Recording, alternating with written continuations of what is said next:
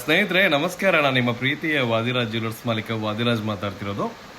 ಭಾಳ ಜನ ನಮ್ಮ ಅಕ್ಕಂಗಿಯರು ಕೇಳ್ತಾ ಇದ್ರು, ತುಂಬ ಜನ, ಅಣ್ಣ ನಮ್ಮ ಅಮ್ಮಂದು ಅಥವಾ ನಮ್ಮ ಅಜ್ಜಿದು ಅಥವಾ ಈ ಥರ ಹಳೆ ಬಂಗಾರ ಇದೆ, ನಾವು ಹಳೆ ಬಂಗಾರವನ್ನು ಹಾಕಿ ಈಗಿನ ಒಂದು ಬಂಗಾರದ ಆಭರಣವನ್ನು ಮಾಡಿಸ್ಬೇಕು, ಏನು ಮಾಡಬೇಕು ಅಂತೇಳಿ.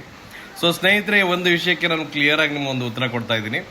ಸೊ ಏನಪ್ಪ ಅಂದರೆ, ಸೊ ಈ ಒಂದು ಒಳ್ಳೆ ಮಾಹಿತಿಯನ್ನು ನಾನು ಯೂಟ್ಯೂಬಲ್ಲಿ ಹಾಕ್ತಾ ಇದ್ದೀನಿ ನಮ್ಮ ಪೇಜಲ್ಲಿ. ಸೊ ವಾದಿರಾಜ್ ಜ್ಯುವೆಲರ್ಸ್ ಅಂತ ದಾವಣಗೆರೆ ಅಂತ ಇದೆ. ಸೊ ಅದರಲ್ಲಿ ಹೋಗಿ ಆ ಒಂದು ಪೇಜಲ್ಲಿ ಪೂರ್ತಿ ವಿಡಿಯೋ ನೋಡಿ, ಯಾಕಂದರೆ ಎಲ್ಲ ಅದ್ರ ಬಗ್ಗೆ ನಿಮ್ಗೆ ಸಂಕ್ಷಿಪ್ತವಾದಂಥ ಮಾಹಿತಿಯನ್ನು ಕೊಡ್ತಾ ಇದ್ದೀನಿ. ಸೊ ಕ್ಲಿಯರಾಗಿ ಗೊತ್ತಾಗಲಿ ಅನ್ನೋಕ್ಕೋಸ್ಕರ.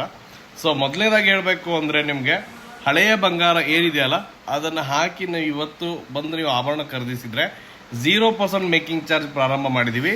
ಇದು ಯುಗಾದಿ ಹಾಗೆ ಬಸವ ಜಯಂತಿ ಪ್ರಯುಕ್ತ ನಿಮಗೊಂದು ಬಂಪರ್ ಆಫರ್ನ ಮಾಡಿರುವಂಥದ್ದು.